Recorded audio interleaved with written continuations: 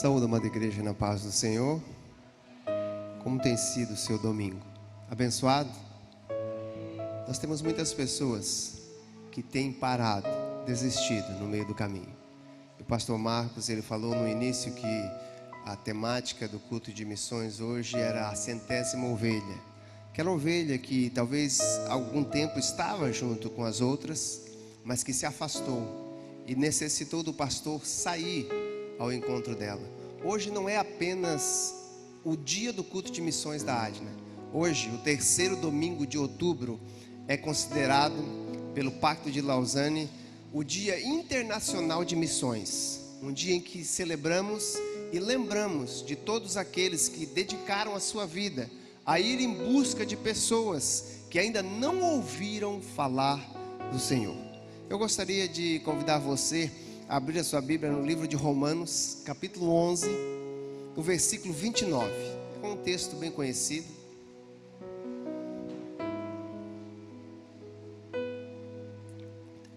De Romanos, versículo 29. Tenho certeza que o Senhor falará com você através desta palavra.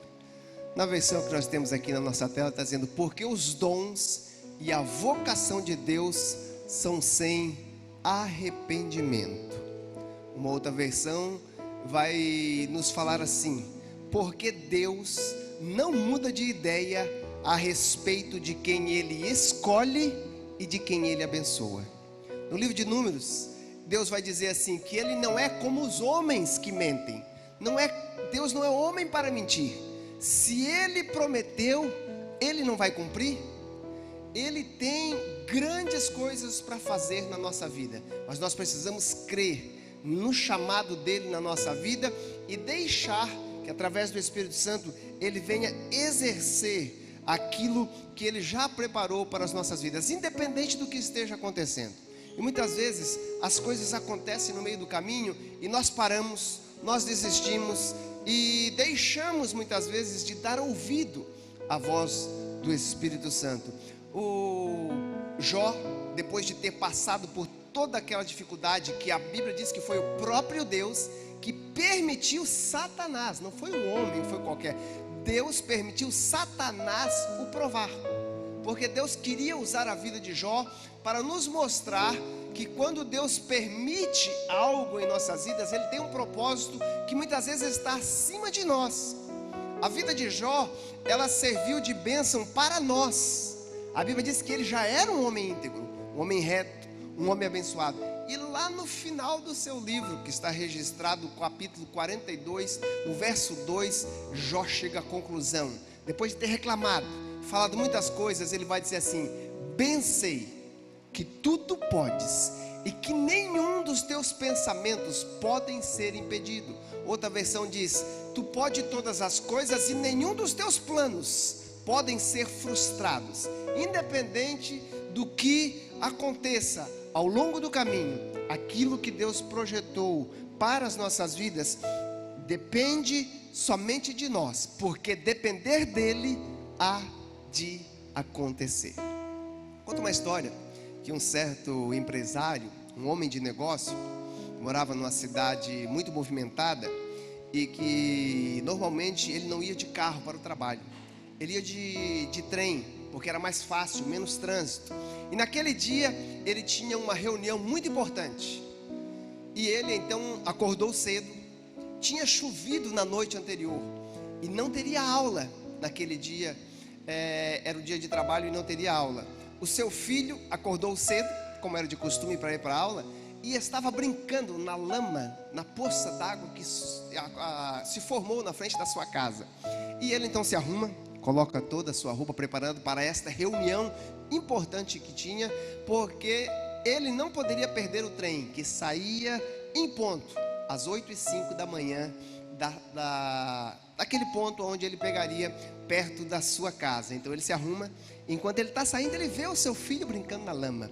O seu filho já estava todo sujo, as suas mãos, o seu corpo, e ele estava até com medo de o seu filho vir o abraçar, mas com todo o cuidado ele cumprimenta o filho, mas ele não nota que ele escorrega também na lama e cai e se suja. Mas só que ele tinha um encontro marcado, e que ele não podia perder aquele trem que saía em ponto às 8h05, ele perderia a sua reunião. Então o que acontece? Ele se levanta, fala para o seu filho: continue brincando, eu não tenho tempo de voltar dentro de casa, eu vou ter que correr para o trem, porque eu sei que dentro desse trem tem um banheiro, e lá dentro deste trem eu vou me limpar, para poder conseguir chegar na minha reunião, porque se eu perder o trem às 8h05, eu não vou conseguir chegar na minha reunião. Assim estão muitas pessoas. Algumas pessoas sabem que tem uma reunião importante, outras, a reunião foi cancelada porque não teve aula, e estão se sujando, estão na lama porque querem. Já tem outros que, com todo cuidado, quando caem na lama, eles sabem que tem como se limpar, porque eles não podem perder aquela reunião de suma importância. Muitas pessoas foram alcançadas pelo Senhor, e Ele marcou com eles um encontro, e as pessoas estão se cuidando ao máximo para não perder esta reunião que há de acontecer, e muitas vezes acabam se sujando, e por não cuidar, eles acabam dizendo: agora já estou sujo. A Bíblia diz que quem está sujo, suje-se mais ainda. Não é bem isso que a Bíblia está dizendo.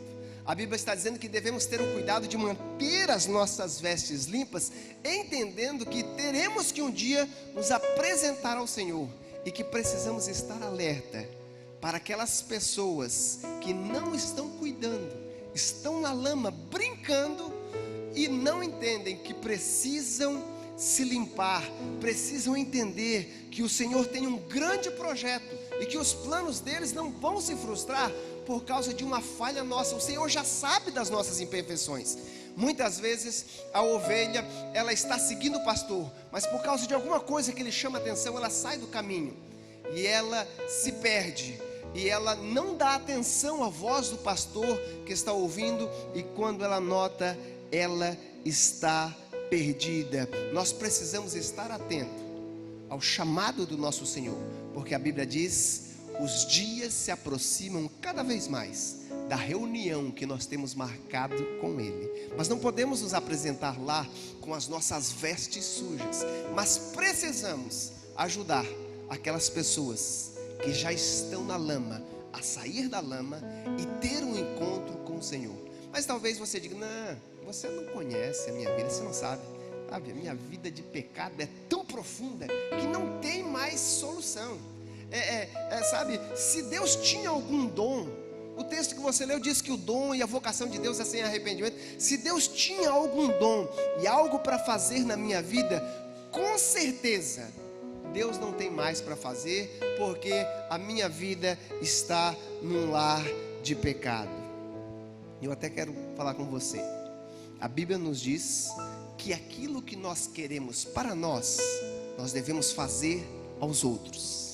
Quando nós vermos alguém que está em problemas, que está em necessidade, e nós gostaríamos que quando nós estivéssemos em problema, alguém nos ajudasse, nós não devemos perder a oportunidade de, quando vê alguém que se afastou da igreja, alguém que está fraco na fé, de nós ajudarmos ele, dar uma mensagem de ânimo. Porque a Bíblia nos diz que tem um homem que foi muito usado por Deus, mas que não cuidou da sua vida, do seu chamado, e de repente começou a deslizar para uma vida de pecado. Vocês conhecem muito falar sobre ele, está registrado no livro de Juízes. O nome dele é Sansão. Sansão era um juiz usado por Deus. A Bíblia diz que ele era nazireu. Nazireu é um voto que era feito por um certo período de tempo. Mas no caso de Sansão, foi o próprio Deus que disse aos seus pais, antes de ele nascer, que era para ele ser um nazireu por toda a sua vida, que o Senhor iria usá-lo. Mas de repente, nós vemos Sansão, um homem que estava julgando o povo de Deus, ser ludibriado, enganado pelos lábios de uma mulher que o atraiu. Não era a esposa dele, que ele tinha casado de outro povo, mas era uma mulher do povo inimigo, que numa festa ele conheceu, e ela, com seus lábios envenenados, ela vem tentar descobrir qual a razão da onde vinha toda a força que tomava a vida de Sansão, e ele defendia o povo de Deus. A Bíblia vai dizer que certo dia, enquanto ele estava nos braços dela, ela vem falar com ele, e ela diz: ô Sansão, meu amorzinho. Sabe, o inimigo ele vem assim, nos falando coisinhas alegres, para nos tentar nos cativar. Ele diz: me fala qual o segredo da sua força. Você diz que me ama, por que você não me fala? Aonde está o teu segredo da tua força? E a Bíblia vai nos dizer que Sansão então olha para ela e diz assim: eu vou te dizer o segredo da minha força, querida. Se você me amarrar com 7 cordas de couros que ainda não foram secos, eu serei como qualquer outro homem. E a Bíblia diz que Sansão dormiu. Ela vai, pega cordas da maneira que ele falou, e ela o amarra, e ela então chama os filisteus, e de repente ela dá um grito e diz: Sansão, eles estão nos atacando, nos ajude. E a Bíblia diz que ele se levanta, e ele rasga aquelas cordas como se fosse pano velho, derrota os filisteus que vieram sobre eles. E aí a Bíblia vai dizer que Sansão diz: você mentiu para mim, você não me ama. Por quê? Você falou que este era o seu segredo, e você não rasgou essas cordas como se fosse qualquer coisa. E aí a Bíblia diz que mais uma vez ele vai e diz como fazer. Da mesma maneira, quando ela chama o inimigo vem, ele se levanta, como das outras vezes, rasga a corda como se fossem feitas de linhas, derrota, e Dalila continua dia após dia falando com Sansão. E aí, quando nós lemos o texto, nós não paramos de pensar: Sansão, qual que é o teu problema? Você não está vendo que essa mulher está querendo te pegar? E muitas vezes a gente fala isso das outras pessoas, mas não notamos que o inimigo vai colocando algumas ciladas para tentar nos pegar, e nós vamos caindo na primeira, vamos caindo na segunda, mas às vezes conseguimos nos desfazer de algumas delas. Mas a Bíblia diz que certo dia Dalila implora, até que a Bíblia registra no capítulo 16 de Juízes, versículo 16: ficando Sansão impaciente, a sua alma abriu então o seu coração.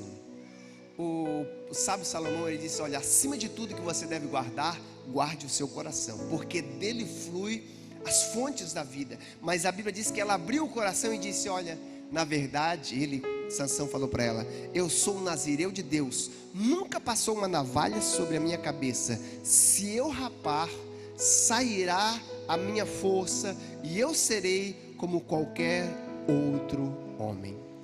E a Bíblia diz que desta vez Dalila fez com que ele dormisse até no seu colo, para ter certeza que ele estava dormindo. Enquanto ele dormia, passava a mão naqueles cabelos e foi fazendo algumas tranças. E aí então cortou, chamou os filisteus e disse: Sansão, mais uma vez eles nos atacam. E a Bíblia vai registrar no versículo 20 a triste história, e talvez um dos versículos mais tristes da Bíblia, de uma pessoa que já foi usada por Deus e não reconhece que já perdeu a graça de Deus. Versículo 20 do capítulo 16: tendo Sansão despertado do seu sono, disse consigo mesmo: sairei desta vez como das outras vezes, e me livrarei, porque ele não sabia que já o Senhor tinha se retirado dele. A Bíblia diz que dessa vez ele foi dominado por poucos homens, que o amarraram, furaram seus olhos e o levaram preso, e o colocaram para girar o moinho da cadeia no lugar dos bois. E nós mais uma vez podemos perguntar: Sansão, como que você pôde fazer uma coisa dessa? E eu digo para você que Sansão tinha quase certeza que ele ia ganhar um corte de cabelo naquele dia, porque tudo que ele falava, Dalila estava fazendo. Mas sabe uma coisa? Sansão, como eu falei, ele era um nazireu de Deus. Ele sabia o que ele não devia fazer para que a presença de Deus não retirasse da sua vida. Lá no livro de Juízes e no livro de Números, vai nos dizer que um nazireu, ele não podia beber nenhum tipo de bebida forte, ou até mesmo comer uvas. Ele não poderia tocar em defuntos, e nem cortar o seu cabelo até que terminasse o seu voto. Como eu já falei, poderia ser por um tempo determinado, ou no caso de Sansão, por toda a sua vida. Mas só que Sansão já tinha bebido bebida forte na festa de casamento lá nos filisteus, e nada tinha acontecido com ele. A Bíblia diz que ele ainda foi usado. Ele tinha tocado o corpo do leão que estava morto, aonde tinha pegado o mel, da onde ele tirou aquela charada para que as pessoas descobrissem. E a Bíblia diz que outra vez nada aconteceu.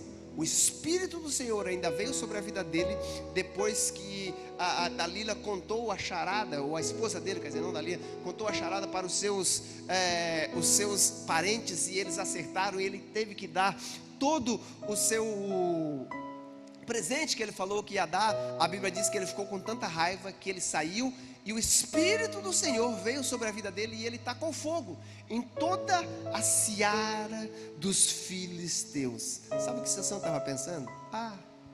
Eu já toquei no morto, eu já bebi, e o Senhor continua a me usar. Nada vai acontecer se o meu cabelo se cortar. Sansão pensou que ele era exceção, assim como muitas vezes eu e você. Não aconteceu nada. Deus falou que se eu comesse do fruto e abrir os meus olhos, eu morreria. Parece que nada aconteceu. E aí nós vamos continuando, e não entendemos que estamos sendo engodados, e estamos pouco a pouco sendo dominados. Talvez a repercussão de você viver na vida de desobediência ao Senhor não chegou até você, mas se você não cuidar, a Bíblia diz que Deus é misericórdia, mas Deus também é justiça. E se nós não entendermos que precisamos reconhecer a necessidade de nos arrependermos dos nossos pecados, nos voltarmos para Ele, confessarmos, Ele é poderoso para perdoar os nossos pecados, para nos lavar, e a Bíblia diz, nos colocar de novo na presença de Deus, justificado, pronto para andar novamente. Este mesmo Sansão, que fez tantas coisas erradas, que acabou tendo seus olhos furados, acabou sendo zombado, preso, a Bíblia diz que certo dia ele notou e reconheceu que os seus cabelos estavam começando a crescer. E enquanto ele foi levado para uma festa, lá onde eles iriam adorar o deus Dagom, o deus dos filisteus, e iriam zombar de Sansão, colocaram ele no meio da festa para zombar e dizer, olha aí, o herói do povo de Deus, olha, o Deus deles não faz nada. E a Bíblia diz que então Sansão ora ao Senhor e pede, Senhor, me use pelo menos mais uma vez. Você conhece a história? A Bíblia vai dizer que ele pede para ser levado às duas colunas principais, e ele coloca as suas mãos e empurra aquelas colunas, e a Bíblia diz que todo o teto vem sobre 3.000 homens e mulheres que estavam sobre aquele terraço e lá no chão, e morrem todos os príncipes dos filisteus que estavam presentes. E a Bíblia vai dizer, na morte de Sansão, ele acabou matando mais pessoas do que em toda a sua vida, e o Senhor usa por mais uma vez, nos mostrando que verdadeiramente o dom e o chamado de Deus são irrevogáveis, sem arrependimento. Por quê? Porque Deus está pronto para nos usar quando nós reconhecemos as nossas falhas e nos entregamos a Ele. Se nós tivermos coragem de morrer para nós mesmos, como disse Jesus, negar a nós mesmos, tomar a cruz do Senhor e reconhecer e dizer, Senhor, eu sei que nada posso e que tudo pode ser minha vida, usa-me, Senhor, mais uma vez. A Bíblia diz que o Senhor está pronto para nos usar. Talvez você vai vencer aqueles inimigos que você nunca conseguiu vencer, e que todas as vezes que tem se levantado você tem caído. Por quê? Porque Deus não é homem para que minta, nem filho do homem para que se arrependa. Se Ele disse que tinha um chamado na sua vida, este chamado está de pé, mesmo que passe anos, mesmo que você esfrie na fé. A Bíblia diz que o Senhor é poderoso, aquele que começou a boa obra há de cumprir até o fim. Mas talvez você diga, não, mas você não me conhece, Sabe, além de pecado, o Senhor já me deu o chamado, e eu já fui fazer o chamado do Senhor, eu já me rebelei, eu faço muitas coisas contrárias à vontade de Deus. O dom e o chamado de Deus não deva estar mais sobre a minha vida. Sabe, nós temos muitas histórias bíblicas que podem nos dizer que Deus não desiste de nós, e quem desiste somos nós de Deus. Deus falou com o seu profeta: vá para Nínive, porque eu tenho uma grande obra para ser feita naquela cidade. E a Bíblia diz que o profeta Jonas, o quê? Ele desce para o porto de Jope, e lá em Jope ele vai pegar um navio que vai para Tarsis. Sabe, Nínive era uma cidade no meio do continente. Ele vai para o mar para fugir da presença de Deus. E sabe o que acontece? Muitas vezes nós não reconhecemos, como na vida de Jonas, quando nós estamos fugindo da vontade de Deus, nós não notamos que estamos cada vez mais indo para o escuro e para o fundo da nossa vida. A Bíblia diz assim: Jonas desceu para Jope. Ela é uma cidade marítima. Ele desceu para o porto. Chegando lá no porto, a Bíblia diz que ele entrou no navio e desceu para o porão. Ele só foi descendo. Enquanto estava no porão, ele acabou dormindo. Os irmãos conhecem a história. Deus, mesmo na sua misericórdia, envia aquela grande tempestade, faz com que os marinheiros reconheçam quem era o culpado.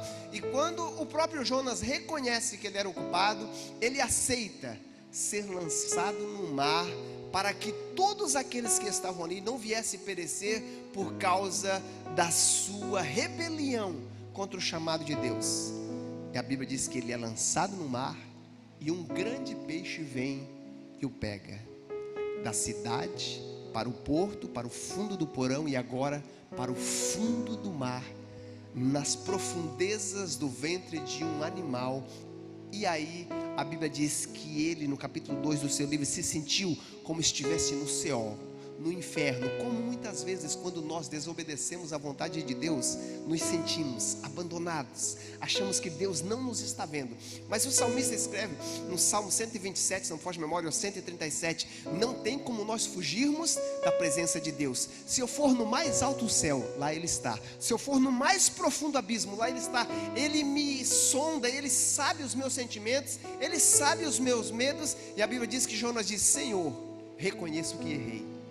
Se tu me der mais uma oportunidade, Senhor, eu vou fazer o que o Senhor tem para fazer na minha vida. Sabe, Jonas não sabia, mas enquanto ele estava dentro daquele peixe, aquele peixe já estava o levando de volta na direção do seu chamado. A Bíblia diz que quando ele clamou ao Senhor lá do fundo do peixe, o Senhor reconheceu, ouviu a sua oração e fez com que o peixe o vomitasse na beira da praia, provavelmente onde ele tinha pegado aquele navio, porque a Bíblia diz assim, no livro de Apocalipse: lembra-te de onde caíste, arrepende-te e volta a praticar as suas obras. E então ele vai para Nínive, num caminho de alguns dias. Ele chega lá, agora não mais da maneira que ele estava, provavelmente com a sua pele totalmente diferente, por causa do ácido que estava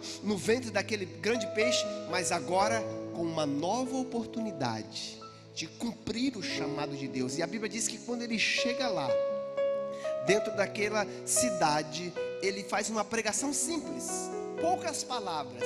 Ele diz: olha, Nínive, ainda 40 dias e a cidade será destruída, porque a maneira que vocês estão vivendo chegou às narinas de Deus, e Ele vai mandar a sua justiça contra vocês. Por isso, arrependam-se.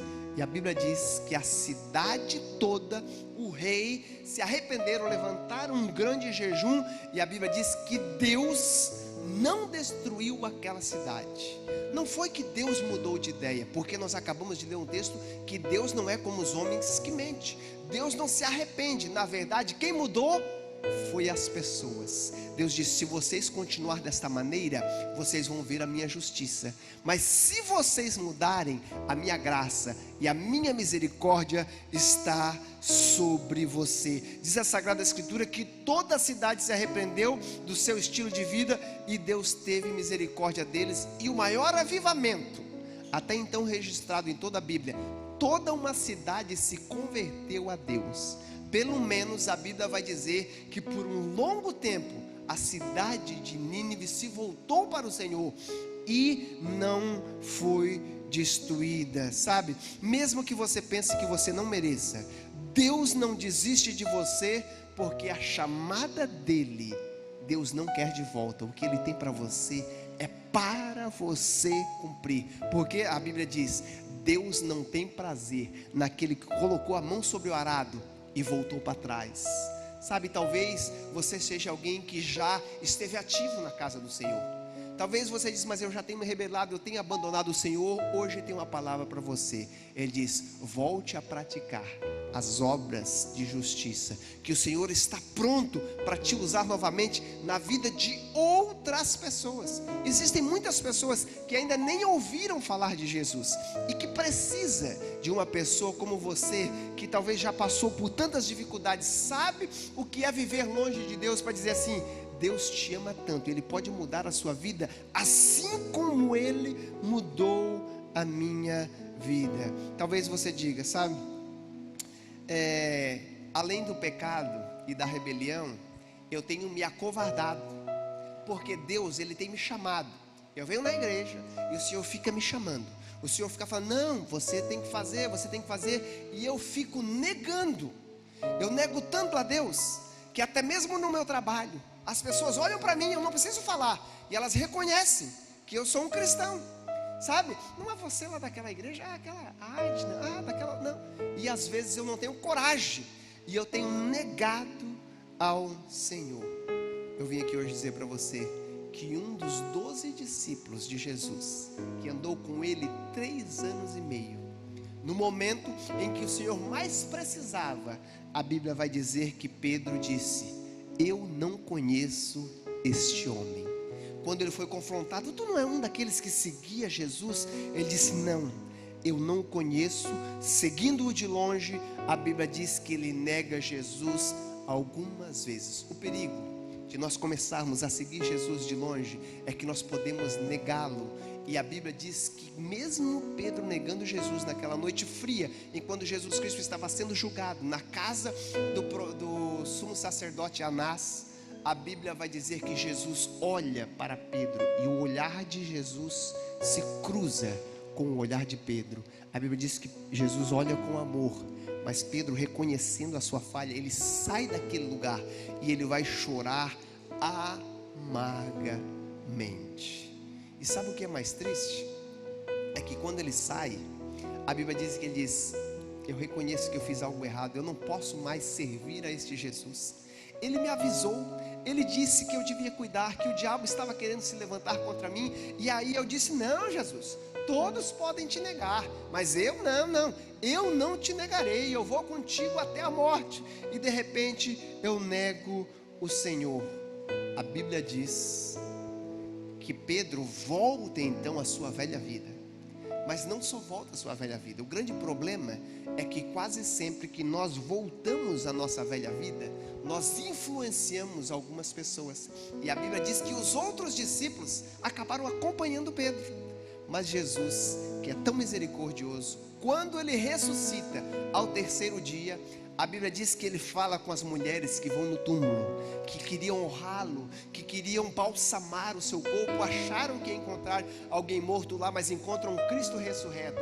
Ele diz assim: vai e diga aos meus discípulos que eu estive morto, mas eu estou vivo, e eu quero ter um encontro com eles lá na Galileia. Mas principalmente diga a Pedro que eu quero encontrá-lo, eu quero conversar com ele. Eu não desisti de Pedro. E vocês conhecem a história. A Bíblia diz que o Senhor vai, e quando ele chega lá, Pedro está juntamente com os outros discípulos lançando a rede, fazendo o que eles faziam na sua vida passada, antes dos 3 anos de estar com Jesus. Mas a Bíblia diz que eles ficaram o quê? A noite toda e não pegaram nada. Talvez Pedro possa ter tido um relance de algo que aconteceu 3 anos e meio antes. Ele tinha tentado pescar e não tinha conseguido nada a noite toda. Pela manhã Jesus apresentou, eles tiveram uma grande pesca, e ele disse: olha Pedro, larga as redes, porque de hoje em diante você será pescador de homens. E a Bíblia diz que Pedro o seguiu, mas agora ele abandona Jesus e ele tenta pescar, e ele não consegue pescar nada. Mas de repente pela manhã, a Bíblia diz que alguém se aproxima nas beiras da praia do lago de Genezaré, no mar da Galileia.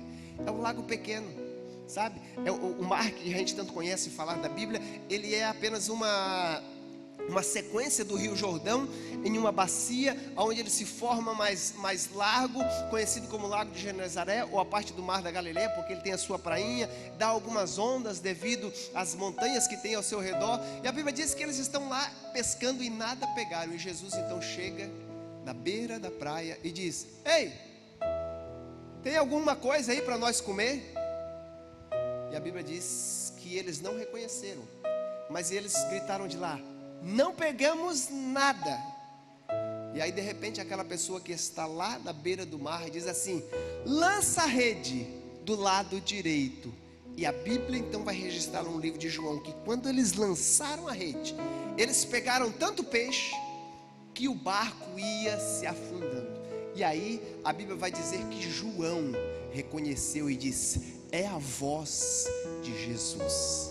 Os discípulos então voltam para encontrar com Jesus, mas Pedro teve vergonha, não teve coragem de encontrar com Jesus, porque aconteceu com Pedro uma realidade que talvez aconteceu já na sua vida e acontece na vida de todos aqueles que abandonam a vida de Jesus. Você pode até voltar à sua velha vida, você pode até tentar fazer muitas coisas, mas sempre acaba voltando para casa com as mãos vazias. Parece que as coisas não dão certo, parece que você tenta, você faz tudo da maneira que você sabia, da maneira que você era especialista, mas você sempre vai acabar voltando para casa com as mãos vazias. Mas o Senhor, que conhecia Pedro, a Bíblia diz que ele se apresenta e ele chega na beira da praia. Pedro, depois de ter trocado roupa, e os discípulos que tinham acabado de pescar, acabado de pegar uma grande pesca, quando eles chegam na beira da praia, a Bíblia diz que Jesus já tinha o quê? Peixe na brasa e pão juntamente no fogo. Sabe, aquilo que talvez você tenha ido buscar lá no mundo, achando que era aquilo que ia te satisfazer, Jesus já tem e está te esperando. Sabe, Jesus talvez colocou aquela fogueira para confrontar Pedro e dizer: Pedro, você lembra alguns dias atrás, numa fogueira, lá na casa do sacerdote, que você estava se aquecendo à noite, e você foi confrontado por aquela serva que disse: você até se parece com algum daqueles galileus, você fala como eles, e você disse que não me conhecia. Pois é, Pedro, eu vim aqui para ter um encontro com você, e eu gostaria de te perguntar: Pedro, tu me amas? E a Bíblia diz que Pedro disse: Senhor, tu sabes tudo, tu sabes que eu te amo. Jesus então vira para Pedro mais uma vez: e Pedro, é verdade? Tu me amas? Ele disse: sim, Senhor, eu te amo. E aí pela terceira vez, talvez porque Pedro tinha negado o Senhor 3 vezes, o Senhor pergunta, e Pedro então diz: Senhor, tu sabes todas as coisas, tu sabes que eu te amo. Jesus não virou para Pedro e disse assim: agora você vai ter que ficar 3 anos no banco, mais 3 anos você vai ter que me seguir, você vai ficar em disciplina, e aí daqui 3 anos eu vou dar oportunidade de você ser um apóstolo de novo. Foi isso que Jesus Cristo disse?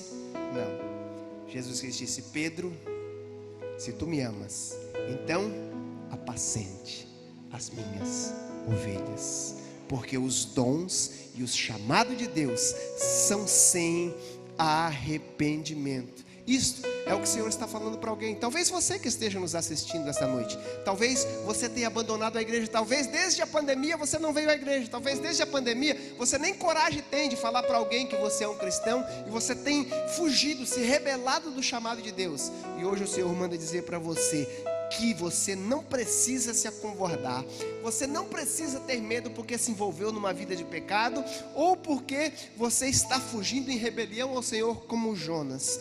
O Senhor te diz: volta a apacentar as minhas ovelhas. Faça aquilo que você fazia antes de cair em pecado. Sabe, o Senhor quer te tocar novamente. Lembra que tem muitos cegos que Jesus curou. E eu já começo a concluir. Tem um cego, está registrado, se não for de memória, capítulo 8, 9 de Marcos. A Bíblia diz que Jesus chega na cidade de Betsaida, e aí lá tem um cego. E as pessoas trazem ele até Jesus. E aí, normalmente as pessoas tinham o hábito de pensar que as pessoas que eram cegas era por causa que seus pais estavam em pecado, ou alguma coisa que tinha acontecido na vida dele, de rebelião, que vinha esta maldição sobre a vida dele. A Bíblia diz que Jesus Cristo pega ele pela mão, leva para fora da aldeia, porque Betsaida era uma cidade amaldiçoada. Jesus estava tirando ele fora daquela velha vida que ele tinha. Lá fora, Jesus Cristo cospe nos seus olhos, faz lodo. A Bíblia diz que Jesus coloca a mão e diz para ele: você está vendo? Ele diz: eu estou vendo, mas os homens como árvores. Talvez você até já recebeu um toque do Senhor, mas a sua visão não foi bem livre, muito limpa. A Bíblia diz que o Senhor então toca novamente. E no segundo toque, a Bíblia vai registrar que então o homem começou a ver claramente. Que a partir de hoje, você possa permitir o Senhor tocar nos seus olhos, tirar as vendas que talvez tenham impedido você de ver que o Senhor tem um grande projeto na sua vida, e você volte a fazer aquilo que o Senhor tinha para fazer na sua vida, porque somente o Senhor tem esse tipo de graça e misericórdia na nossa vida. As pessoas não. Normalmente até mesmo os nossos parentes, quando nós erramos e cometemos algumas coisas, eles dizem: olha, vai demorar muito para você ganhar a minha confiança novamente. Mas não, muitas vezes até algumas igrejas nos abandonam e nos deixam de lado. Mas não, Jesus, ele diz: tome a tua cruz, siga-me, deixe o seu eu de lado, eu estou pronto para te usar, porque os meus dons e o meu chamado é sem arrependimento. Jesus Cristo disse: não foste vós que me escolheste a mim, mas fui eu que escolhi a vós e os nomeei. Eu os nomeei o quê? Para que vades e deis fruto, e o vosso fruto permaneça. Sabe, o Senhor continua chamando, e Ele continua dizendo que você só vai encontrar satisfação na sua vida fazendo aquilo que Ele te chamou para fazer. Eu gostaria de dizer para você: não perca mais tempo. O seu cabelo está começando a crescer de novo, como Sansão. Sabe, o grande peixe está começando a se movimentar na direção do seu chamado. E não se esqueça do que Jesus Cristo falou para Pedro: de hoje em diante, tu não serás mais pescador, simples pescador, mas tu serás pescador de homens e de mulheres. Eu gostaria de convidar você para ficar de pé. O Senhor, Ele está dizendo de braços abertos para você aqui, que talvez acha que o Senhor não poderia mais te usar, porque está registrado em 2 Timóteo capítulo 2, versículo 13: ainda que você seja infiel, eu permaneço fiel, porque não posso mudar a minha natureza, não posso negar a mim mesmo. Eu continuo clamando e falando: todos, não alguns, todos os que estão cansados, oprimidos, sobrecarregados. Talvez você tenha pegado alguns fardos que não era para você pegar. Jesus disse assim: ó, o meu fardo e o meu jugo é suave. Talvez é até algum cargo que você pegou na igreja, porque não era para você ter pego, não era do Senhor, porque Ele disse que o cargo dele é o quê? É manso e suave. Se está pesado, lance no Senhor. Como disse o apóstolo Pedro: lance sobre Ele todas as vossas ansiedades, porque Ele tem cuidado de vós. Jesus Cristo disse: eu tenho descanso para as vossas almas. Eu estou pronto para colocar o meu ombro amigo debaixo e dizer: pode caminhar comigo mais uma milha. Na segunda milha vai ser diferente. Eu vou ir contigo até o fim. Talvez você caiu, talvez você escorregou, talvez você parou na jornada, mas o Senhor diz: aqui não é o vosso descanso, ainda não chegou no fim. A obra é grande, a seara está branca, são poucos os ceifeiros. O Senhor está esperando você. Este culto, o pastor Marcos já falou, ele diz que todos nós temos que estar envolvidos na missão de Deus. A missão não é da igreja, a missão não é minha, a missão não é sua, a missão é dele. Por isso que ele nos comissionou para estarmos junto com ele. É ele que vai dar força, é ele que vai nos ajudar para que juntos possamos alcançar o maior número de pessoas para o Senhor. Para concluir, eu gostaria de perguntar se temos alguém que está no nosso meio que talvez se sinta como Sansão, em pecado e achando que o Senhor não tinha mais um chamado na sua vida. Se você está aqui, eu gostaria de convidar a vir à frente. Nós vamos orar por você, pedir que o Senhor escreva o seu nome no livro da vida e perdoe os seus pecados, e faça como está escrito lá em Miqueias: lance eles no mar do esquecimento. Se tem alguém que está vindo ali, se tem alguém que talvez esteja se sentindo como Jonas, alguém que se rebeliou contra a vontade do Senhor, o Senhor está aqui. Ele disse: eu quero renovar o meu chamado na sua vida. Será que podemos louvar o Senhor pela vida desse jovem que teve coragem de vir aqui, reconhecer que o Senhor ainda tem um chamado na vida dele? Talvez você tenha se acovardado, talvez o Senhor já tenha te chamado, talvez o Senhor até já tenha te chamado para se envolver em missão, no departamento da igreja, departamento feminino, departamento das crianças, departamento dos jovens, e você tem ficado de lado. Sabe, nós precisamos nos engajar e entender que o Senhor está pronto para nos usar. Talvez você nunca tomou a frente ainda, porque você tem negligenciado ou não dado ouvido. Eu gostaria de convidar você a vir à frente e dizer, como disse Isaías: eis-me aqui, usa-me a mim. Senhor, eu sei que eu tenho vivido no meio de um povo de impuros lábios, Senhor, mas purifica-me, Senhor, e envia-me. Eu quero ser alguém que está pronto para ser usado como um vaso nas tuas mãos. Temos mais alguém? Talvez você que esteja em casa está fazendo esta oração, talvez você esteja renovando o seu pacto com o Senhor. Saiba que aí onde você está, o Senhor te toca, te renova neste momento. Você que está aí, eu gostaria que você estendesse as suas mãos. Vamos estar orando por esse jovem, para que o Senhor venha lhe dar forças, venha renová-lo, para que ele possa caminhar, alcançar o projeto que Deus tem na vida dele. Pai amado, eu te louvo e te agradeço, porque a tua palavra nos diz que tu não é homem para que minta, nem filho do homem para que se arrependa. Senhor, tu disses, tu irá cumprir, tu irá abençoar. Aqui está o teu filho, Pai. A tua palavra nos diz que se com o coração você crê, sabe, e com a sua boca você confessar o Senhor Jesus como seu Salvador, você será salvo. O Senhor está pronto para dar mais uma milha para caminhar. Senhor, renova as forças dos teus filhos. Senhor, dá a ele a graça, Senhor, dá a ele a misericórdia necessária e a força para caminhar mais uma milha. Senhor, a tua palavra nos diz que o Senhor não leva em consideração o nosso tempo da ignorância, Senhor, mas aqui está o teu filho reconhecendo, Senhor, que precisa de ti. O Senhor é quem nos fortalece, o Senhor é aquele que nos dá graça. Senhor, nesta semana, abre os nossos olhos para reconhecer o teu chamado na nossa vida, que possamos ver a 100ª ovelha e trazê-la de volta para o teu redil, pois como nosso bom pastor, nós sabemos que o Senhor não há de deixar nos faltar nada. O Senhor está pronto para preparar esta mesa, pronta para derramar o seu óleo sobre as nossas cabeças e fazer com que alcançamos os longos dias na sua presença. Pai amado, nós te louvamos e te agradecemos neste momento pela vida do teu filho, que renovou a sua aliança contigo. Em nome de Jesus, amém. Que Deus abençoe a sua vida, meu irmão. Agradeço a oportunidade, em nome de Jesus. Que Deus abençoe a vida dos irmãos.